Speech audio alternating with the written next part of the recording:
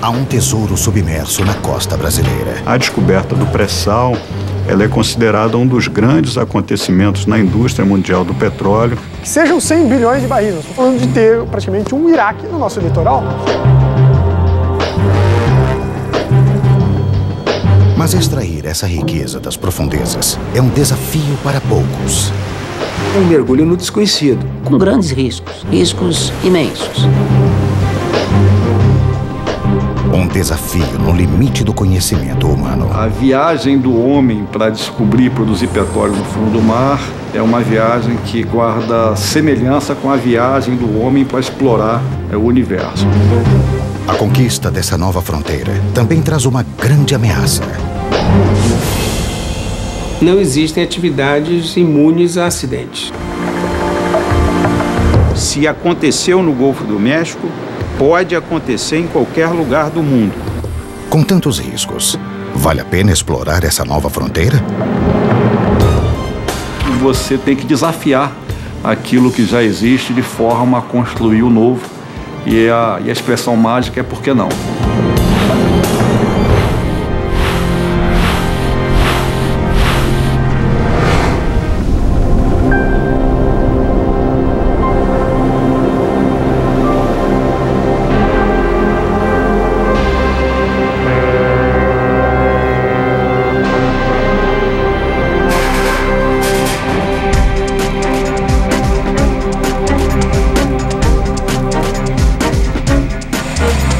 Em alto mar, a 300 quilômetros da costa brasileira, engenheiros e geólogos estão desbravando uma nova fronteira.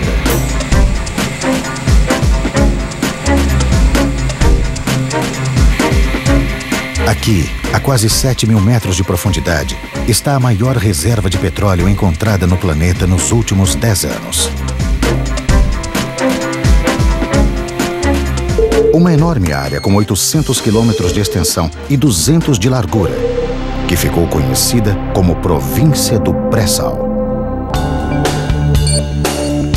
No auge da crise do petróleo na década de 1970, o Brasil descobriu as primeiras jazidas na Bacia de Campos, litoral do Rio de Janeiro, que representa mais de 80% da produção nacional. Buscando petróleo em águas cada vez mais profundas, as reservas brasileiras chegaram a 15 bilhões de barris.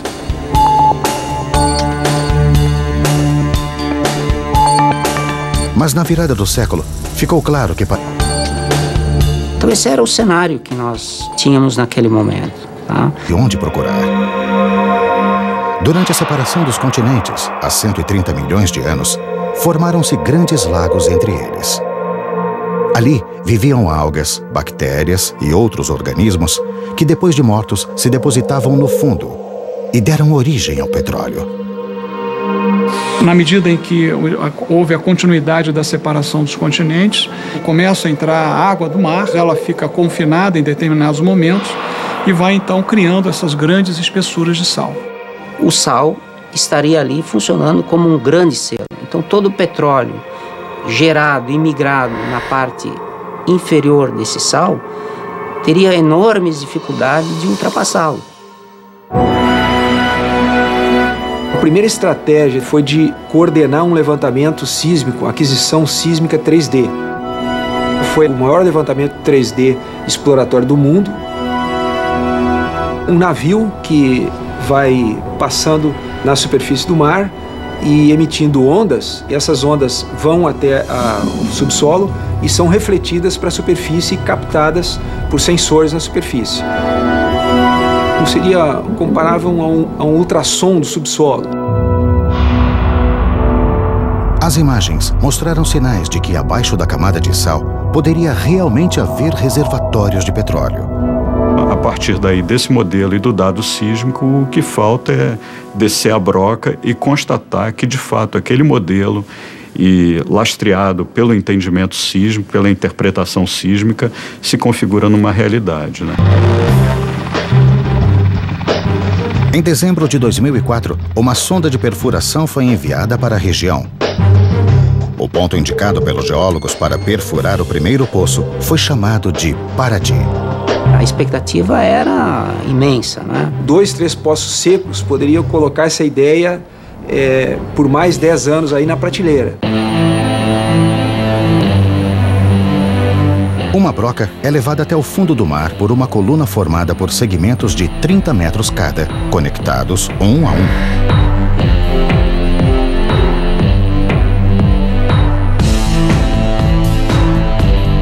Depois de um mergulho de 2.000 metros até o solo marinho, começa a perfuração. A primeira camada de rocha a ser atravessada na região do pré-sal tem aproximadamente outros 2.000 metros. E aí vem o grande desafio: a camada de sal. Existe sempre uma rivalidade, né, entre o sal e a perfuração. Na perfuração, o sal se transforma em matéria plástica, pastosa. O grande problema da perfuração do sal é o movimento que ele tem quando submetido a condições de temperatura e pressão. Então, o grande medo era o quê? Que durante a perfuração do sal, a gente também viesse a ter os problemas de fechamento de poço. Por quê? Porque a camada fecha como se fosse uma gaveta, né, de cisalhamento e prende a coluna. Se tudo der certo, passadas as camadas de rocha e sal, a sonda deve encontrar o reservatório de petróleo.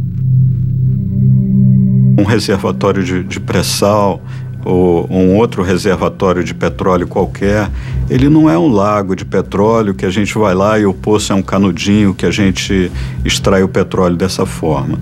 Então o petróleo está contido em rochas porosas, como se fosse uma esponja, e ao espremer aquela esponja ou a descomprimir aquela esponja, o óleo flui para a superfície. Para evitar que o petróleo flua para a superfície sem controle, o poço é equipado com um sistema de válvulas de contenção, chamado BOP.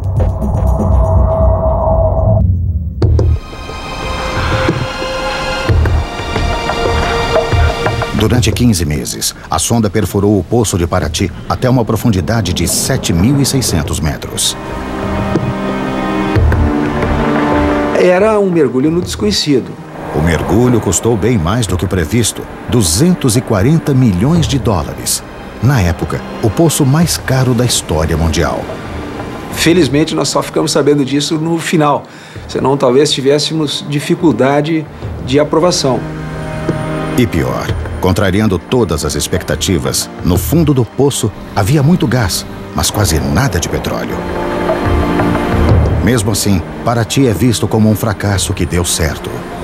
Então foi uma descoberta muito importante porque ela comprovou basicamente a existência de um sistema petrolífero ativo. Isso nos incentivou ao passo seguinte, que foi a perfuração do poço pioneiro de Tupi.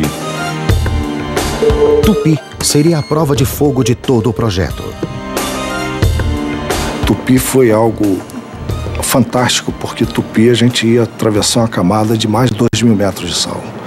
Isso até então a Petrobras nunca tinha perfurado uma situação dessa. Então nós nos preparamos realmente como se fôssemos preparar para uma guerra. A perfuração de Tupi começou em março de 2006. 5 meses depois, a sonda atingiu a rocha reservatório, 3 vezes mais rápido do que em Paraty. Mas o fantasma do fracasso assombrou os exploradores mais uma vez.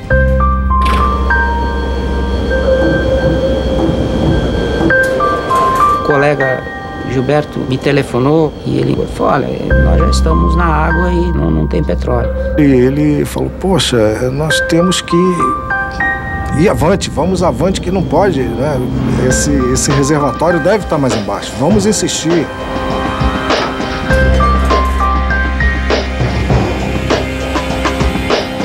Era impossível acreditar naquilo que me havia sido dito, não é? Então, naquele momento ali, a gente fica, poxa, e tal, e agora o que a gente faz, né? Não, vamos adquirir mais dados, vamos fazer teste, vamos ver o que fluido que faz.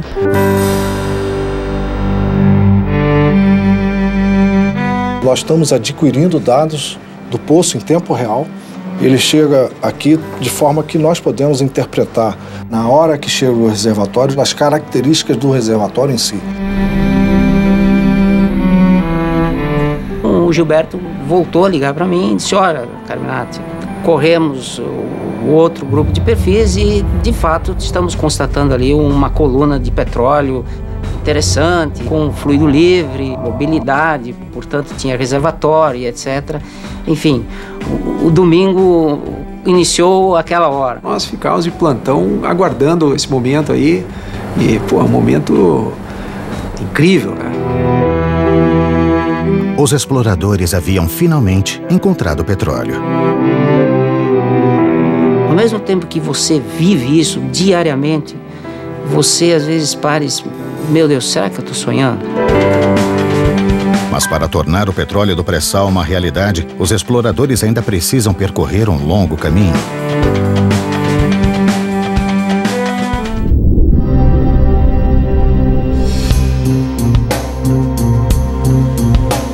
A descoberta de petróleo na camada de pré-sal do Campo de Tupi foi apenas o primeiro passo na exploração dessa nova fronteira na costa do Brasil. A próxima etapa, confirmar o potencial do reservatório. A sonda de perfuração é substituída por uma unidade flutuante de produção e armazenamento de petróleo, conhecida como FPSO.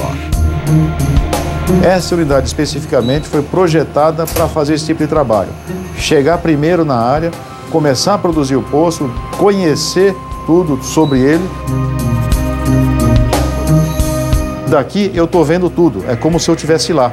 Essa sala, podemos dizer que é o coração da produção de petróleo desse navio aqui. A tripulação monitora dados como temperatura, pressão e vazão do poço através dos sensores de um conjunto de válvulas chamado Árvore de Natal, instalado no fundo do mar.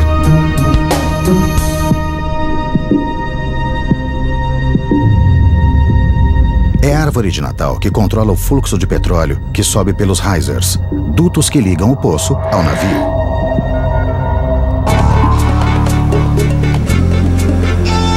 Esta ainda é uma etapa de teste. Durante 18 meses, este FPSO irá monitorar a produção do poço de Tupi. O objetivo é determinar a quantidade e a qualidade do óleo a ser explorado. É o chamado teste de longa duração, ou TLD. Eu preciso saber se as descobertas que estão sendo feitas, elas têm um porte ou um tamanho que justifique um desenvolvimento em uma área tão complexa geograficamente. Os dados que nós temos obtido até o momento mostram uma vazão estável, então é um poço capaz de produzir uma vazão alta e que tem um potencial superior a 20 mil barris. Isso nos dá segurança para ir em frente. Com esses dados de produção diária, a realidade superou o melhor dos sonhos dos exploradores. O Campo de Tupi é gigante, com volume estimado de 5 a 8 bilhões de barris. São raríssimos os campos gigantes descobertos no mundo. E melhor, o petróleo contido ali é de alta qualidade. Ele tem uma característica de óleo entre leve e intermediário, em termos de qualidade de petróleo. Quanto mais leve, melhor. E além disso, o petróleo de Tupi tem muito gás em solução. Separado do petróleo, esse gás terá lugar certo no mercado brasileiro, que ainda depende das importações de gás da Bolívia.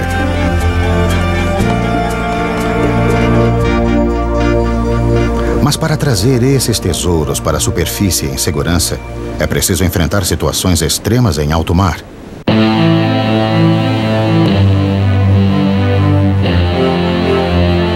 O ambiente marinho é um ambiente hostil, não só pela alta pressão, como pela baixa temperatura e a dificuldade de visibilidade.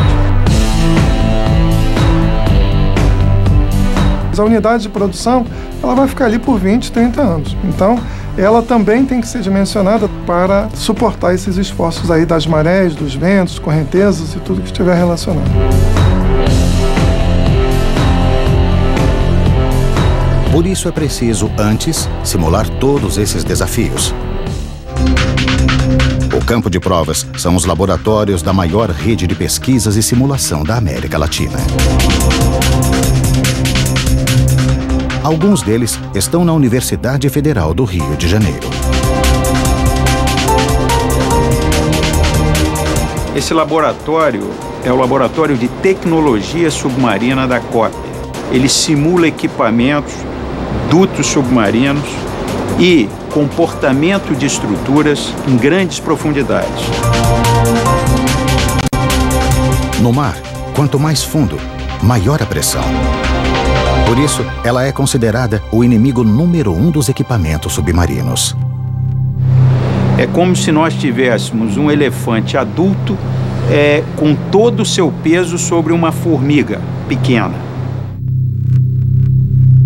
Na exploração em águas tão profundas, os equipamentos são as formigas. E o elefante é a pressão atmosférica. Nós fazemos muitos testes para ver, por exemplo, qual é a pressão que um duto pode resistir. E nós vemos essas condições extremas, como se nós tivéssemos uma pasta, um tubo de pasta de dente no trilho de um trem e esse trem passando em cima. Qualquer falha nesses equipamentos pode acarretar parada de produção, intervenção, custos muito altos. E ainda pior, uma falha pode causar um desastre ambiental.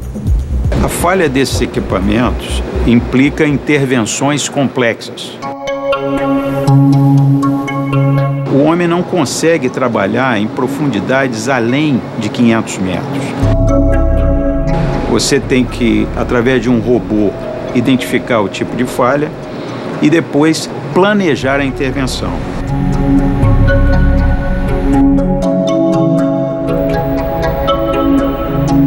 Isso aqui é o ROV, é um veículo operado remotamente que ajuda bastante nas operações no fundo do mar. Então, tudo que vai ser feito lá embaixo precisa ter o acompanhamento pelo ROV.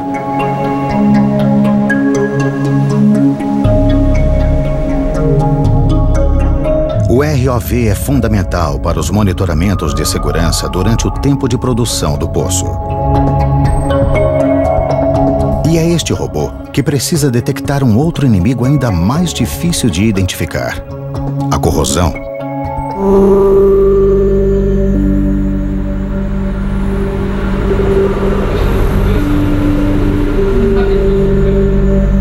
O seu sistema aparentemente não está se corroendo muito, mas localmente ele está furando, né? Ou está aparecendo uma fissura, uma trinca, e ali vai aparecer e vai explodir. E o petróleo do pré-sal tem uma característica que potencializa a corrosão: uma grande quantidade de gás carbônico, o CO2. O CO2 em si, puro, não é o problema. Quando você pega o CO2 e bota a água, que normalmente está presente nos reservatórios também, aí sim você tem uma combinação que transforma-se num ácido carbônico, e esse ácido ele é muito corrosivo. O que se tenta é que não haja o problema de corrosão, né? Ou que ele seja mínimo ou extremamente bem controlado. É que um aparelho que é usado para captar o petróleo, para transportá-lo, né, dure pelo menos uns 20 a 30 anos. A gente não arrisca, a gente usa a ciência e a tecnologia. E o uso de materiais especiais, que a gente passa a novas ligas de aço. Não é um aço comum que você usa, não é o mesmo aço que você usa no seu automóvel ou na geladeira, qualquer lugar. É um aço especial, que tem muita tecnologia nele, para poder resistir à corrosão, à agressividade do ambiente e às pressões que a gente trabalha, né? Outro desafio para os pesquisadores é a diferença de temperatura a que são submetidos os dutos. A 5.000 metros de profundidade na crosta terrestre, o petróleo está a 150 graus Celsius.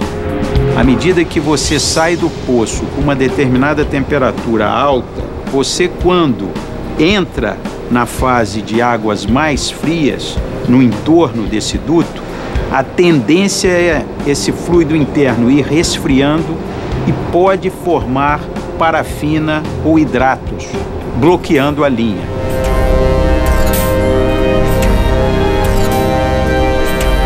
A partir destes testes, os pesquisadores elaboram a receita para a fabricação do melhor duto submarino. E ele tem nome de comida. Esse duto sanduíche, ele tem uma camada exterior e ele tem uma camada interior de aço. e tem uma camada intermediária de material polimérico. A ideia é que ele possa trabalhar de forma conjunta para aumentar a resistência às altas pressões e, ao mesmo tempo, dar a proteção em termos de temperatura para que a temperatura não baixe muito. Temperatura, corrosão e pressão são os primeiros inimigos enfrentados pelos novos equipamentos do pré-sal. Mas o caminho até a superfície terá forças ainda mais destrutivas.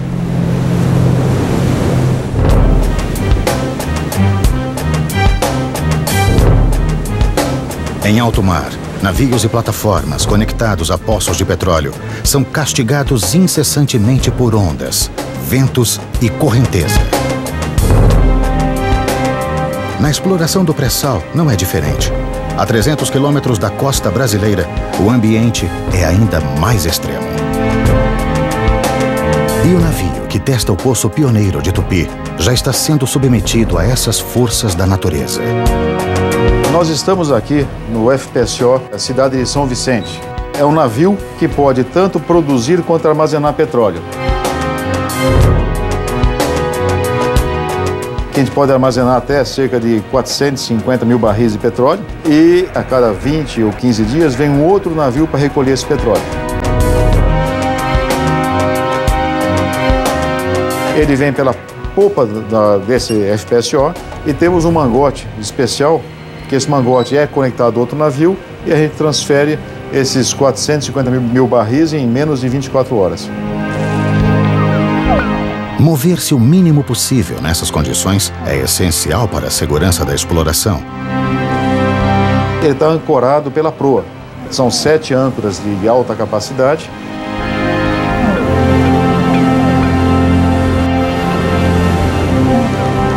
Essa tecnologia de ancoragem em águas profundas e ultraprofundas foi desenvolvida e patenteada por engenheiros brasileiros. O sistema usa barcos de apoio para lançar âncoras no formato de torpedo ao fundo do mar. Cada uma pesa mais de 130 toneladas. Com o próprio peso, essas âncoras torpedo penetram até 400 metros no solo marinho e garantem uma capacidade de fixação de quase 1,5 milhão de toneladas cada. Locais como pré-sal são de águas muito profundas, ultra profundas, que chegam até quase 3.000 metros. Então não tem como colocar uma estrutura fixa no fundo do mar.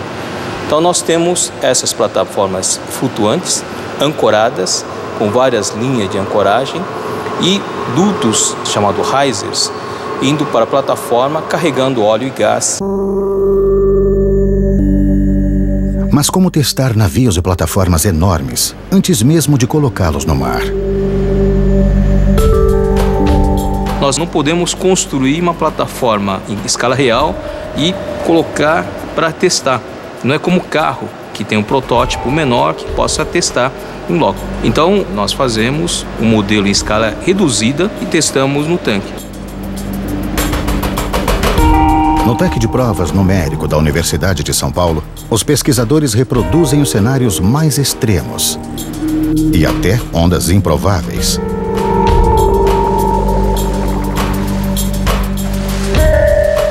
Nós precisamos verificar se essa plataforma resiste às condições ambientais, onde as ondas chegam a quase 12 metros e 50 km por hora e correnteza de 2 nós, mais ou menos. Então essas condições são condições extremas.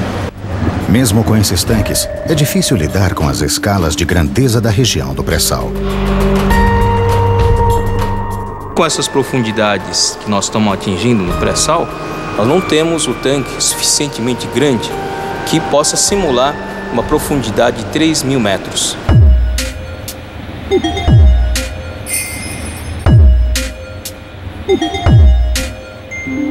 No tanque de provas, os pesquisadores geram dados sobre ondas, correntes marinhas e, em alguns casos, até ventos.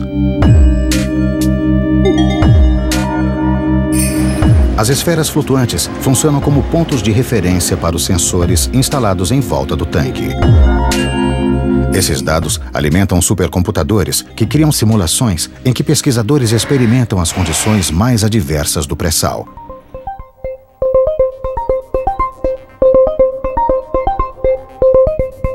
Nós colocamos todo o resultado da simulação na sala de visualização 4D. Nós colocamos as pessoas que estão envolvidas no projeto para verificar se aquelas condições estão de acordo ou não. Se não for viável, nós simulamos outras condições, com outras alternativas.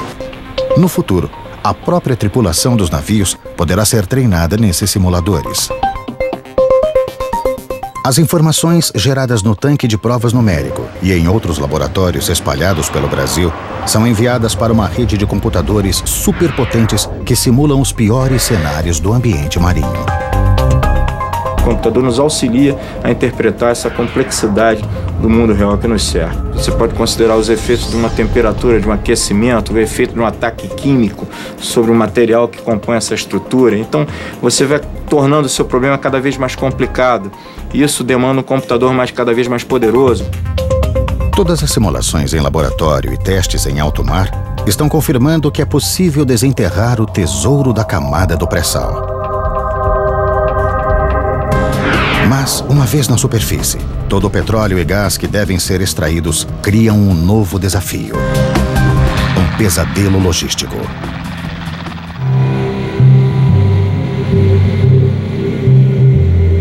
A missão do FPSO Cidade de São Vicente chega ao fim. Durante 1 ano e meio, foram realizados todos os testes necessários no Poço Pioneiro de Tupi para comprovar o potencial do petróleo do pré-sal brasileiro.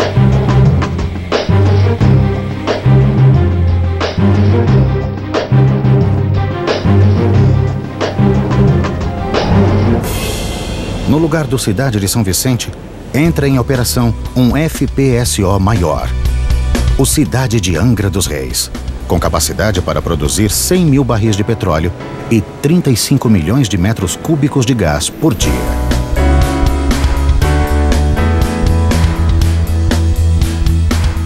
E nós vamos para uma outra área chamada de Tupi Nordeste, para fazer um outro TLD em outro poço e continuar esse trabalho. Desde a descoberta de petróleo em Tupi, em 2006, novos poços foram perfurados com sucesso. E todos devem passar pelo TLD, o teste de longa duração, antes de entrar em produção. Entre 2010 e 2016, nós vamos implantar 11 sistemas de produção. É uma estratégia muito ousada, mas que permitirá nós chegarmos em 2017 com uma produção superior a 1 milhão de barris. Apenas 12 anos após a descoberta do pré-sal. Esse volume de produção, num espaço tão curto de tempo, exige uma mudança radical no sistema de logística. Isso nos traz uma oportunidade, por exemplo, de rever toda a logística de transporte de pessoas, equipamentos, materiais da costa para a plataforma. Isso nos dá a oportunidade de rever também toda a logística de transporte dos produtos, do petróleo produzido, do gás natural produzido, do ponto de produção, da plataforma até o litoral. A logística do pré-sal equivale a povoar e abastecer uma cidade. Só que esta é formada por bairros flutuantes, distantes uns dos outros e a 300 quilômetros da costa. Cada unidade de produção é operada por aproximadamente 150 pessoas, em turnos de 15 dias. Para chegar e sair daqui, só de helicóptero. Quando nós começamos aqui, eu não podia carregar mais do que 7 pessoas dentro do helicóptero, porque ele não teria autonomia. Hoje tem novas aeronaves projetadas e contratadas para atender aqui a área do pré-sal, que elas podem trazer até 18 passageiros e levar 18 passageiros sem nenhum tipo de limitação. Atualmente, só a companhia brasileira transporta 65 mil funcionários por mês. Com a exploração do pré-sal até 2020, esse número deve duplicar.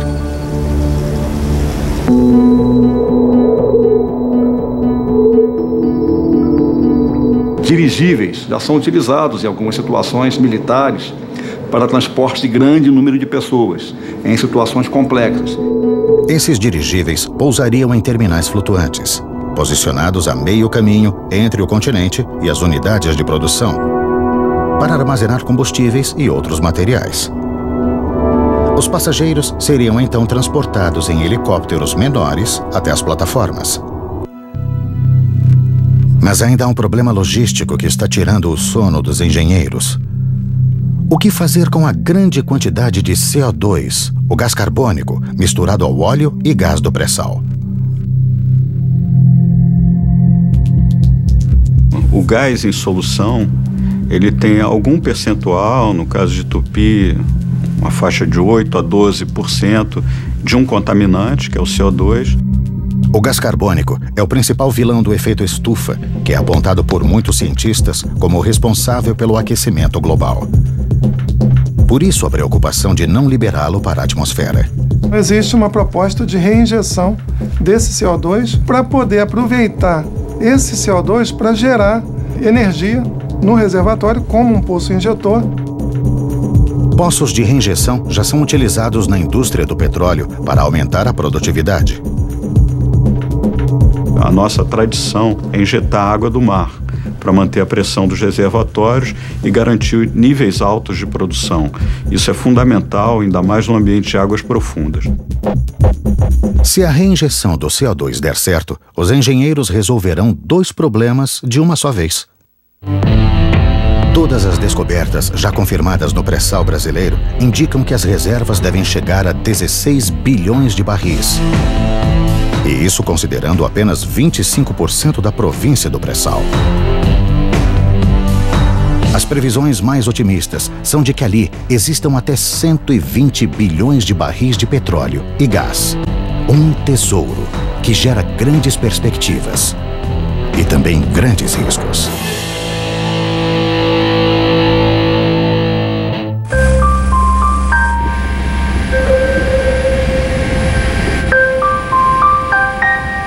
No dia 20 de abril de 2010, a sonda Deepwater Horizon, da companhia British Petroleum, que perfurava um poço no Golfo do México, explodiu, matando 11 pessoas e ferindo 17. Iniciou-se uma ignição e incêndio. Esse incêndio consumiu a plataforma, essa plataforma afundou e o vazamento continuou absolutamente sem controle.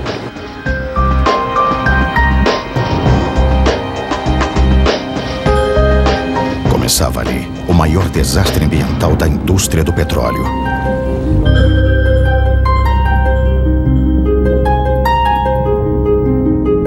Durante 85 dias, o vazamento lançou no Golfo do México quase 5 milhões de barris de petróleo. O acidente superou o do petroleiro Exxon Valdez, ocorrido no Alasca em 1989.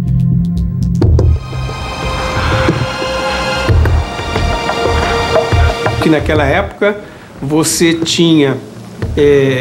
estava em uma região relativamente inóspita, você não tinha internet, não tinha imagem instantânea, quer dizer, e mesmo assim o impacto foi daquela dimensão. Até hoje, 20 anos depois, se fala daquele acidente.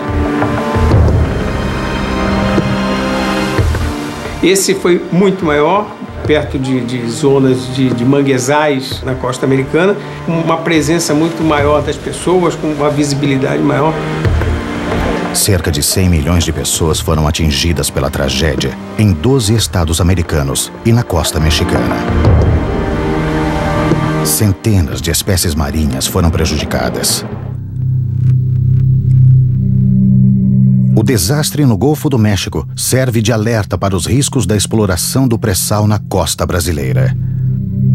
O que eu vejo de grave nessa história do pré-sal, em termos de um possível acidente, é, em primeiro lugar, comparado com o Golfo do México, a profundidade. O poço perfurado pela Deepwater Horizon tinha quase 5.500 metros de profundidade. No pré-sal brasileiro, a maioria dos poços tem mais de 7.000 metros. E por fim, e que é uma coisa extremamente importante, é a distância da costa. Ou seja, a capacidade de mobilização de pessoas, de equipamentos, de contenção, ela é muito mais limitada do que existia na costa, no caso do Golfo do México. No Golfo do México, a Deepwater Horizon estava a 66 quilômetros dos portos mais próximos. Na costa brasileira, os portos de onde sairia o socorro estão a pelo menos 300 quilômetros das áreas de exploração, quase 5 vezes mais distantes. Em outubro de 2010, investigadores americanos identificaram falhas humanas na gestão da empresa inglesa, principalmente quanto ao aspecto de segurança. São vários equipamentos e procedimentos e falhas humanas que se misturam num grande acidente. Era uma plataforma que já vinha sendo objeto de diversas reclamações quanto à tecnologia, quanto à segurança, quanto à própria segurança do trabalho. E o equipamento decisivo nessa prevenção é o equipamento chamado Blowout Preventer, BOP. Ele responsável por fechar o poço. Esse equipamento falhou. Por mais sofisticados que sejam os sistemas de segurança e por maiores que sejam os cuidados, não existem atividades imunes a acidentes. Mas as causas dessa tragédia são ainda mais complexas. No governo Bush houve um relaxamento absoluto quanto a utilização e aplicação de normas. O capital privado ele precisa ter regras e essas regras têm que ser obedecidas, elas têm que ser fiscalizadas e, se não forem obedecidas, têm que ser severamente punidas. Isso não estava acontecendo. No Brasil, a responsável por fiscalizar o setor é a ANP, Agência Nacional do Petróleo. A ANP, que é o órgão regulador, tem uma estrutura de fiscalização muito mais efetiva, estrita e bem estabelecida, que pode levar a uma probabilidade menor de que haja um acidente, mas que, de qualquer maneira, não são infalíveis.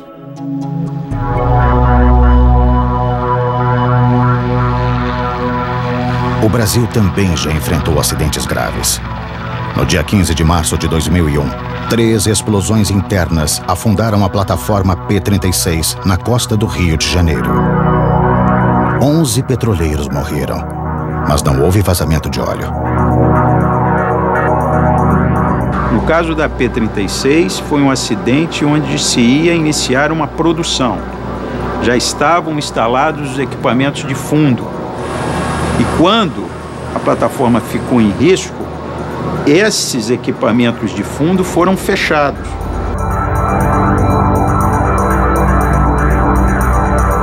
Além da ameaça ambiental, o pré-sal traz também outros riscos. Porque o nosso sucesso pode incomodar outras grandes potências. Nós estamos falando de ter praticamente um Iraque no nosso litoral. Para ter mais controle sobre o pré-sal, o governo brasileiro quer aumentar a largura de suas águas territoriais.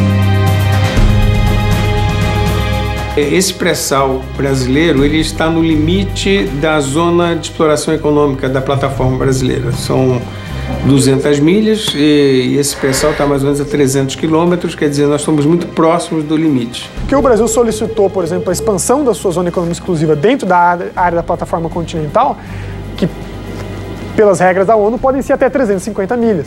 Né? Nós solicitamos isso para a ONU, para o Comitê de Limites Marítimos da ONU, e, se tudo correr bem, esse território será nosso. Mas quanto maior a largura das águas territoriais brasileiras, maiores são as ameaças.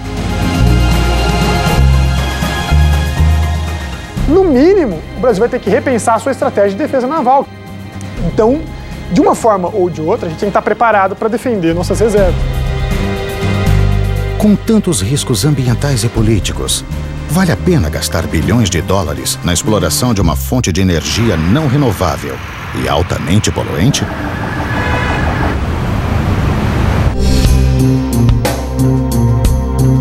Anos de pesquisa, desenvolvimento de tecnologia de ponta, bilhões de dólares em investimentos para explorar uma fonte de energia não renovável e nociva ao planeta.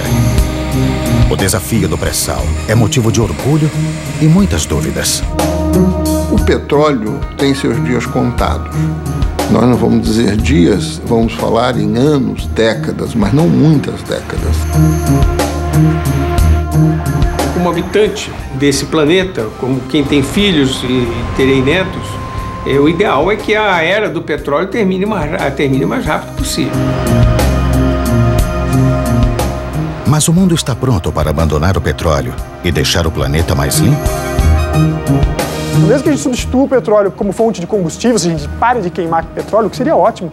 Uma série de indústrias hoje utilizam matéria-prima essencialmente derivada de petróleo. Você está apostando no século XXI na energia que foi a energia do século XX, quando os outros países já estão hoje pensando no que será a energia do século XXI e do século XXII. Agora, é uma aposta e não quer dizer que a exploração da pressão no Brasil deve ser interrompida por conta disso.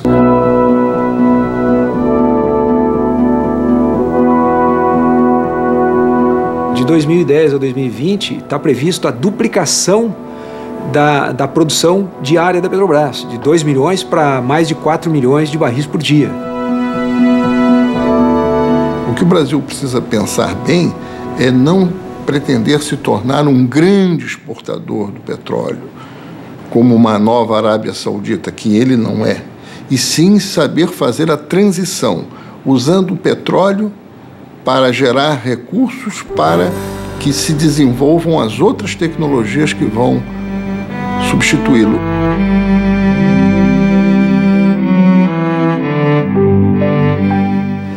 O que mais tem me impressionado é exatamente o efeito multiplicador que a exploração tem. O investimento no pré-sal já sustenta uma corrida tecnológica em várias direções. Com certeza, é um pouco como a corrida espacial, tem um impacto muito grande para outras aplicações, na vida, no cotidiano das pessoas, então não tem a menor dúvida de que isso aí tem um impacto muito grande para outras, na área de materiais, na questão marítima, na questão de exploração de outras formas de energia, em função também do desenvolvimento de equipamentos para pré-sal.